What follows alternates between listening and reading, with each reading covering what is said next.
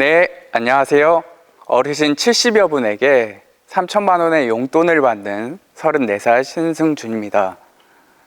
제 소개가 조금 특이하죠? 제가 얼마 전에 유튜브에 출연을 하나 하게 됐는데 그 썸네일이 지금 방금 말씀드린 것처럼 어르신 70분께 3천만 원의 용돈을 받는 34살 청년이었습니다.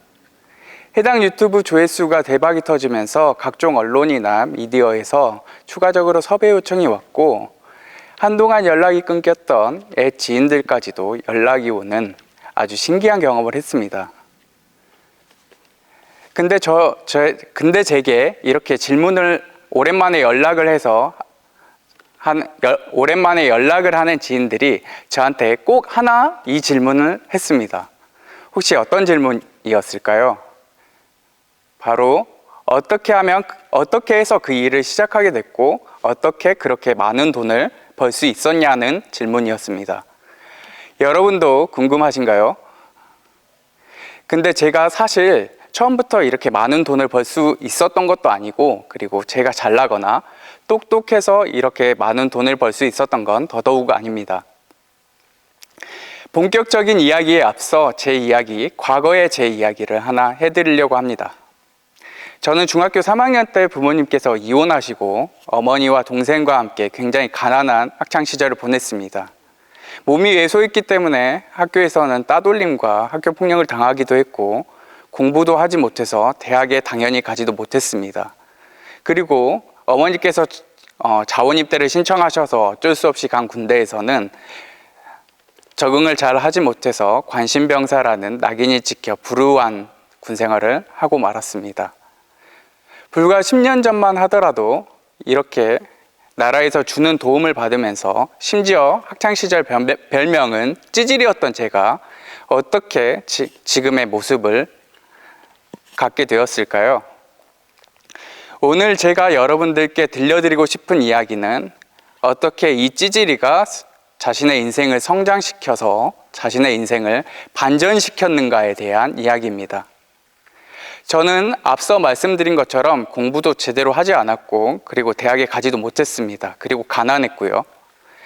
그랬던 제가 남들과 한 가지 달랐던 점이 한 가지 있다면 저는 중학교 3학년 때부터 살기 위해서 생계를 위해서 다양한 각종 아르바이트를 해봤다는 겁니다.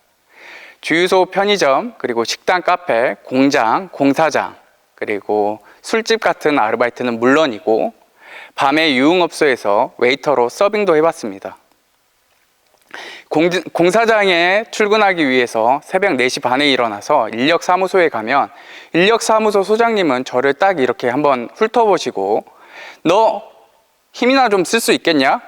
삽질은 해봤냐? 군대는 갔다 왔어? 라고 저를 되돌려 보내시기 일쑤였는데 저는 그런 소장님을 붙잡고 소장님, 저 정말 잘할 수 있습니다. 저 힘 세고요. 그리고 남들보다 돈을 조금만 주셔도 돼요. 라고 사정했던 기억이 납니다. 그리고 또 웨이터로 서빙을 할 때는 술에 취한 손님들이 야, 웨이터 가서 담배나 한 갑 사와. 라고 제 얼굴에 10,000원짜리를 던지기도 하셨고 그리고 본인의 기분이 나쁘다고 술병이나 잿더리를 저를 향해 던지기도 하셨습니다. 저는 그럴 때마다 진짜 내가 이런 짓까지 해야 되나 라는 생각도 많이 했지만 저는 생계를 위해서 어쩔 수 없이 이런 다양한 아르바이트와 일들을 했어야만 했습니다. 근데 여러분, 지금에 와서 제가 생각해보면 그때 그 고생들을 하지 않았으면 어쩔 뻔했나라는 생각을 자주 하곤 합니다. 저는 그 다양한 고생들을 통해서 제 자신의 장점과 강점 그리고 제가 잘하는 일을 찾을 수 있었거든요. 저는 제가 아르바이트를 하고 다양한 일을 할수록 제가 사회적 약자를 돕는 걸 좋아한다라는 것을 깨닫게 됐습니다. 제 자신이 사회적 약자 출신이어서 사회적 약자들을 보면 무슨 이상한 동질감이 들었었나 봐요. 그 중에서도 저는 할머니와 할아버지를 특히 좋아했습니다. 할머니, 할아버지께서 제가 일하는 곳에 오셔서 뭐 이것저것 물어보시느라 20분씩 30분씩 붙잡혀서 다른 손님들을 응대하지 못하고 그로 인해서 사장님이나 점장님한테 혼날 때도 저는 기분이 나쁘거나 화가 나지도 않았습니다.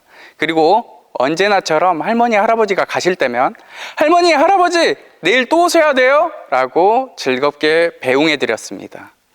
그리고 제가 군대에 전역하고 철이 들면서 한 가지 다짐했던 게 언제가 될지 모르겠지만 제가 꼭 성공해서 나중에 사회로부터 받았던 도움을 되갚아야겠다라는 생각을 늘 하면서 봉사활동을 자주 하곤 했습니다.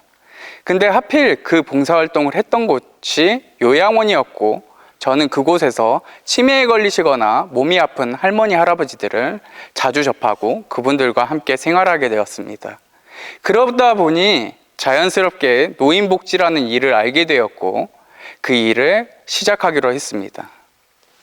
노인복지 일을 처음 시작하게 되어서 얼마 안 돼서 제가 이 일이 정말 내가 잘하는 일이구나 라고 생각하게 된 계기가 하나 있었는데, 할머니 한 분을 차로 집으로 모셔다 드리다가 할머니가 그만 뒷좌석에서 대변 실수를 하고 마셨습니다.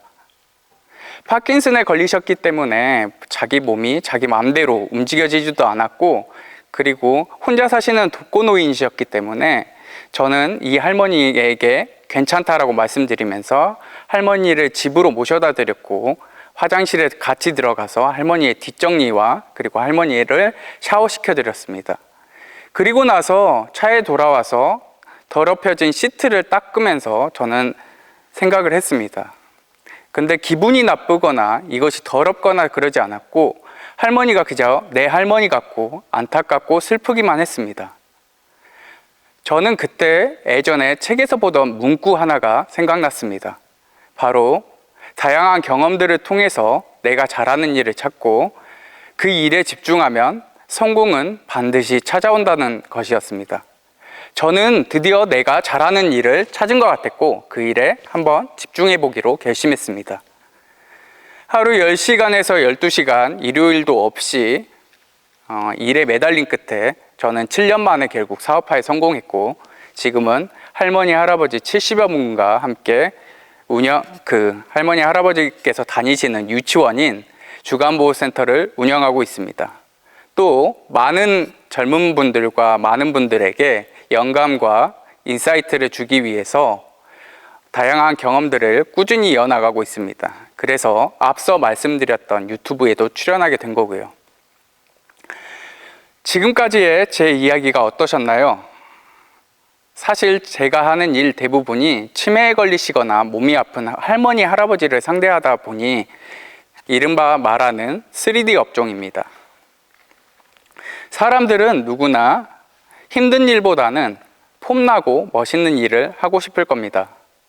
근데 그 폼나고 멋있는 일이 내가 정말 잘 할 수 있는 일인지 내 자신과 맞는 일인지는 우리는 미처 경험해 보기 전엔 알 수 없습니다. 혹시 여러분이 지금 하시는 일이 힘들기만 하고 폼나거나 멋있는 일이 아니신가요? 그래서 지금 여러분들은 힘드신가요? 근데 어쩌면 여러분들이 지금 어쩔 수 없이 하시는 그 일에서 여러분들은 자신의 강점과 장점을 찾아가고 계신 걸지도 모릅니다. 그리고 그 경험들을 통해서 여러분들께서 진짜 잘하시는 여러분들만의 일을 찾아가고 계신 걸 수도 있습니다. 마치 제가 어쩔 수 없이 생계를 위해서 어쩔 수 없이 했던 일들, 경험들을 통해서 제가 정말 잘하는 일을 찾았던 것처럼요. 그렇기에 모든 경험은 소중하고 우리는 경험을 통해 한 단계 더 성장합니다. 제가 여러분 앞에서 이렇게 제 이야기를 들려드리는 소중한 경험을 통해 저는 한 단계 더 성장할 것입니다. 그리고 제 이야기를 들어주시는 여러분들 또한 한 단계 더 성장하셨으면 좋겠습니다. 제 이야기가 여러분들에게 소중한 경험과 그리고 여러분들의 성장의 밑거름이 되길 바라며 저는 언제까지나 여러분들을 응원하겠습니다. 감사합니다.